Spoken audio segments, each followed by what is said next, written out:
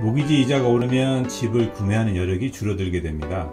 연준이 모기지 채권 매입을 중단하기 때문에 주택임대 자체가 앞으로 지난해 주택을 대거 사들였던 인베스터들이 시장에서 빠른 인플레이션으로 인해 세후 실질 소득이 줄어들기 때문에 주택 구매 여력이 주식을 팔아서 다운페이로 많이 써왔는데요. 주식 가격이 떨어지면서 다운페이가 코로나 때 젊은 층 첫 백구입자들이 많았는데요. 대부분 고소득자였고 그때 많이 소진됐고 앞으로는 줄어들게 됩니다. 전세가 그동안 너무 많이 올라서 주택을 유지하는 데 부담을 느끼고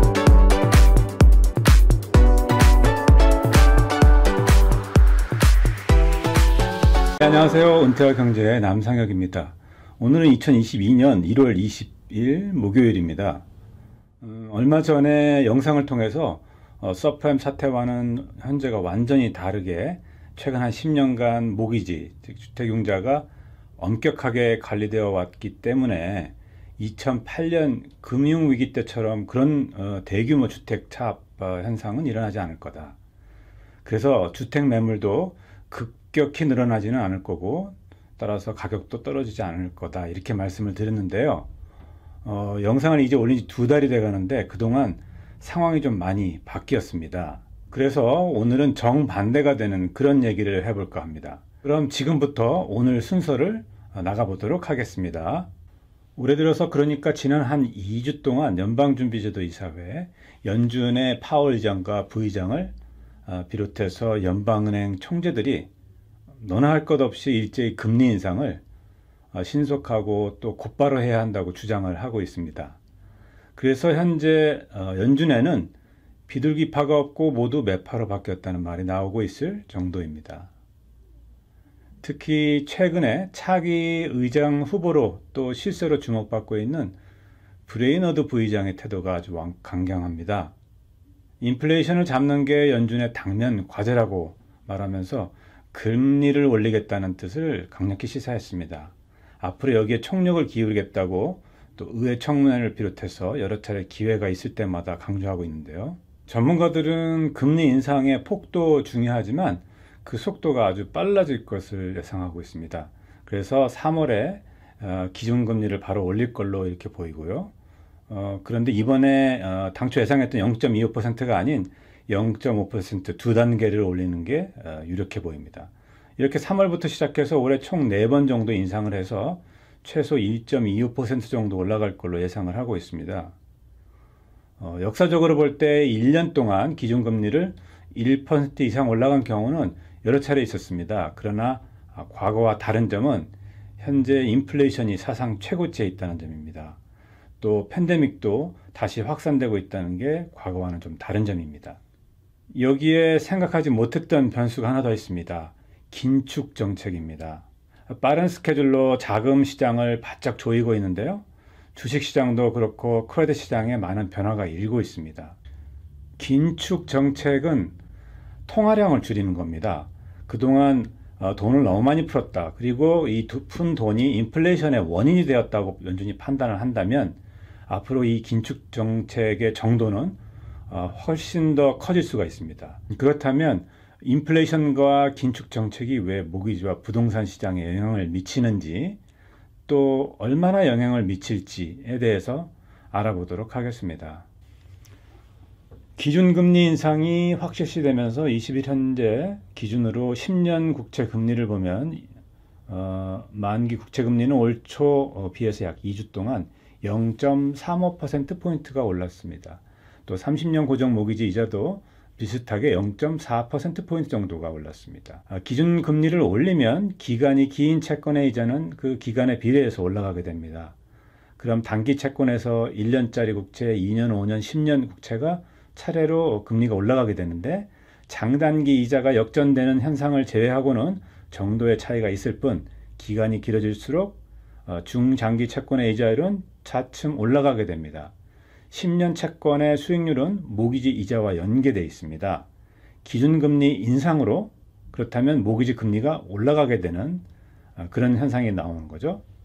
그래서 기준금리가 인상되면 모기지 금리도 올라가게 된다는 겁니다.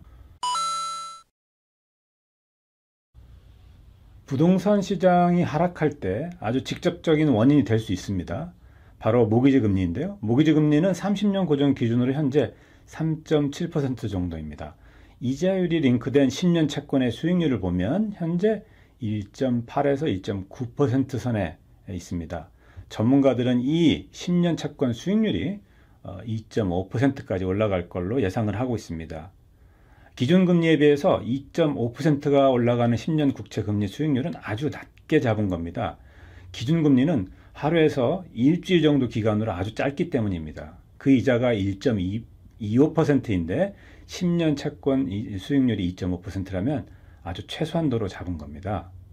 어쨌든 역사적으로 볼 때 이런 10년 국채 수익률에다가 1.5%에서 2.5% 정도의 스프레드를 더한 것이 30년 고정 모기지 이자율이었습니다.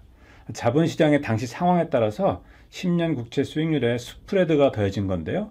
이걸 기준으로 그렇다면 앞으로 예상되는 모기지 이자율은 30년 고정 기준으로 4%에서 최대 5% 그 사이가 될 것으로 보입니다.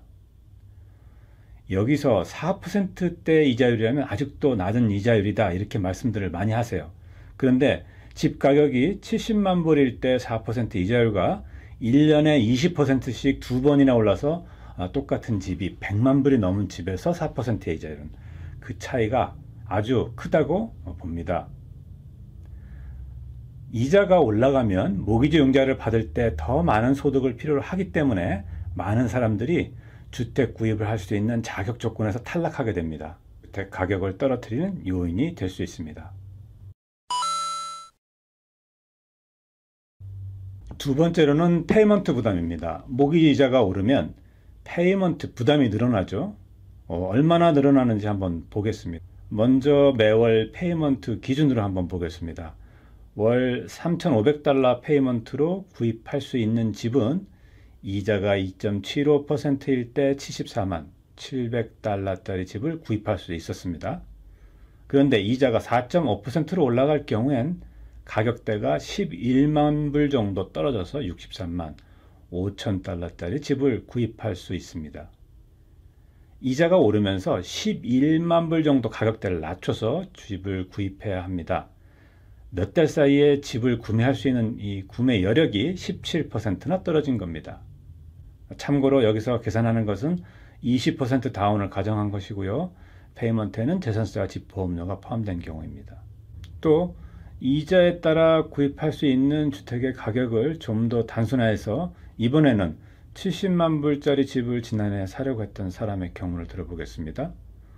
모기지 이자가 4%대로 올라갔을 때 4%로 올라갔을 때 페이먼트 약 3,300달러로 살 수 있는 집은 62만 불짜리 집으로 떨어지게 됩니다.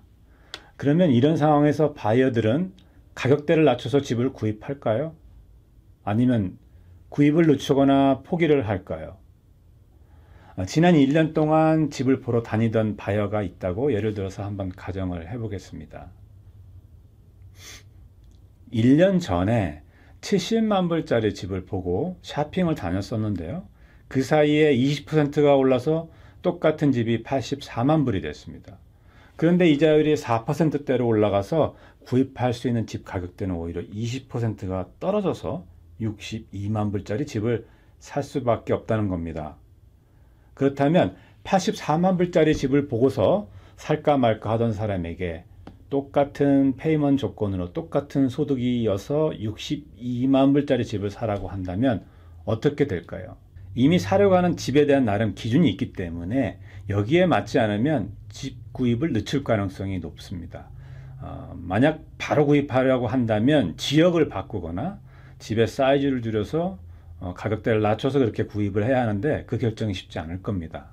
그래서 결국 다운페이를 더 마련하거나 소득이 늘어날 때까지 당분간 주택 구입을 늦출 가능성이 높다는 겁니다. 결국 올라간 집값만큼 늘어난 페이먼트 부담만큼 소득이 늘어나는가가 중요합니다. 소득이 늘어나지 않는다면 수요는 줄어드는 결과를 가져올 것으로 보입니다. 인플레이션입니다. 집값이 오르고 이자가 오르면 더 많은 소득을 필요로 합니다. 그런데 인플레이션은 실질 소득을 감소시키는 결과를 초래합니다. 소득이 올라도 인플레이션이 발생하면 더 많은 소득세를 세금을 내야 하기 때문에 세후, 소득, 즉 가처분 소득은 줄어들게 됩니다. 줄어든 가처분 소득에서 오른 물가로 생활비를 지출하기 때문에 종전보다 소득은 더 줄어드는 결과입니다. 이거를 돈의 착각, 화폐의 착각이라고 부르는데요. 겉으로 보이는 명목 소득은 늘었지만 실제 손에 쥐는 소득은 줄어드는 그런 현상입니다. 현재 사상 최고의 인플레이션이 계속되고 있기 때문에 저희는 지금 사상 최고로 실질 소득이 줄어들고 있다는 겁니다. 집을 살 수 있는 구매력을 Housing Affordability라고 이렇게 하는데요. 소득이 늘면 모기지 융자를 당장 받는 데는 문제가 없지만 인플레이션 때문에 시차의 타임 갭을 두고서 생활비 지출이 늘어나고 집 페이먼트를 내기가 점점 힘들어지게 될 수 있습니다. 주택 구매는 소득에 따라서 그 구매 여력을 결정하는데요. 인플레이션으로 인해서 실제 소득이 줄어들고 여기에 이자까지 오르게 되면 이중으로 집을 살 수 있는 그 구매 여력이 줄어들게 됩니다. 주택 가격이 떨어질 수 있는 가장 큰 원인을 이제 알아보겠습니다. 바로 투자자들의 주택 구입 현황입니다. 이 투자자들이 주택시장에서 급격히 빠져나갈 조짐을 보이고 있습니다. 다음 영상에서 이걸 설명드리겠습니다. 내용이 도움이 되셨다면 구독과 좋아요 부탁드리겠습니다. 감사합니다.